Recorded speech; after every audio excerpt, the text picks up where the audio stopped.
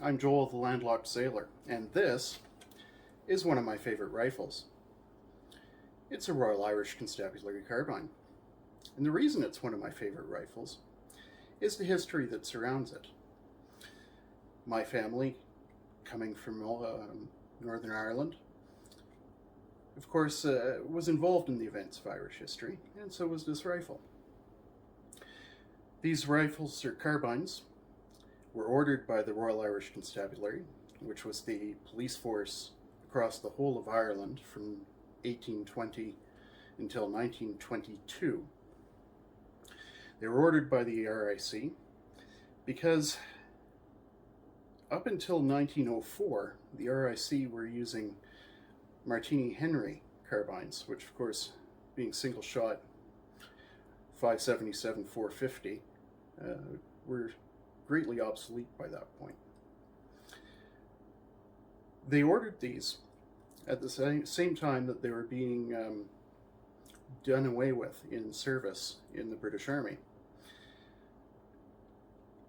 They took Lee Enfield carbines and modified them for the R.I.C. to meet their requirements. The biggest modification made is in fact in the fore end here.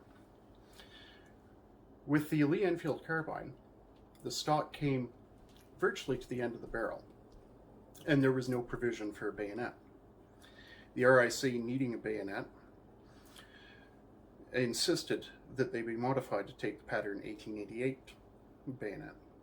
To do so, they cut back the wood, added this nose cap, and they had to add an extra piece of wood here because the stock at this point was too narrow to accommodate the required nose cap where a bayonet could be fixed.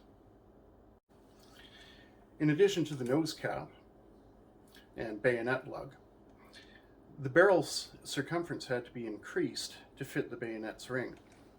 So an extra piece of metal was added around here at the muzzle. Other than that, this is essentially a Lee Enfield carbine. This particular one was made in 1896. And then in 1903, according to the cartouche on the stock, it was modified at Sparkbrook in Birmingham. This is before Sparkbrook became part of Birmingham Small Arms. It was still a government plant at this point. The R.I.C. wasn't charged for the carbines, but they were charged for the modification. On the unit disc here, it states Royal Irish Constabulary, well, R.I.C. for Royal Irish Constabulary, and date of issue. In this case, it's March 1904. So it was one of the earliest ones issued to the R.I.C. Moving forward, we have the old style cocking piece. It's thick with the added safety. Of course, it's a much better position for the safety than was adopted later on the SMLE, where it's off on the left side here. This one's much easier to manipulate. It has dust cover over the action, which just lifts up as you open it. The bolt handle, as you can see here, is brought right down flat against the ring here, the stock ring here in the back, and is completely flat on the surface. This is, of course, for cavalry riding around with these on their backs.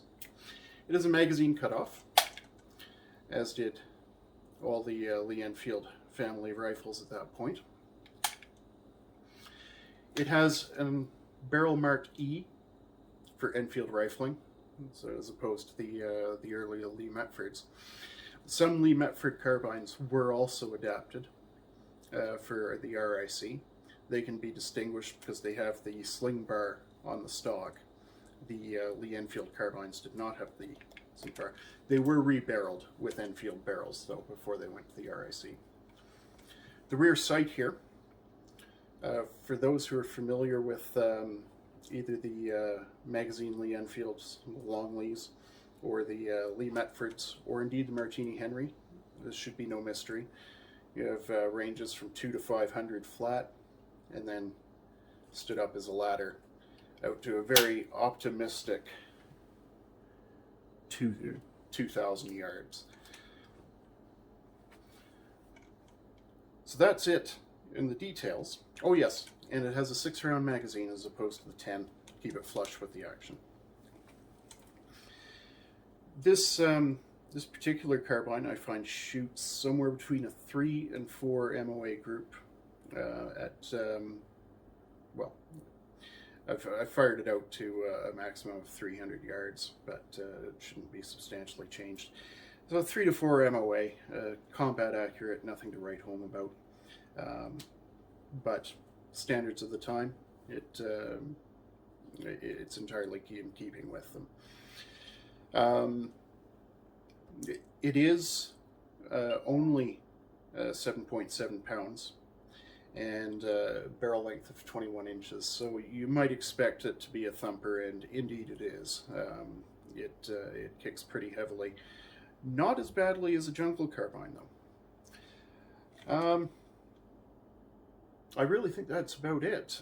They were taken out of service in the late teens and surplused 1920.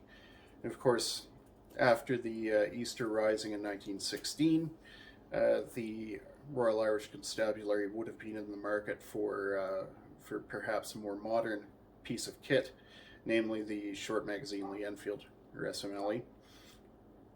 This has no provision for loading from magazine chargers. So you open the action, open the magazine cutoff, and put your 6 rounds in one at a time. I think that essentially sums up this rifle, or carbine, so we'll leave it there and take it to the range and see what it looks like when it's doing the business. Thanks very much for joining me again. Please like and subscribe, and we'll see you next week. Cheers.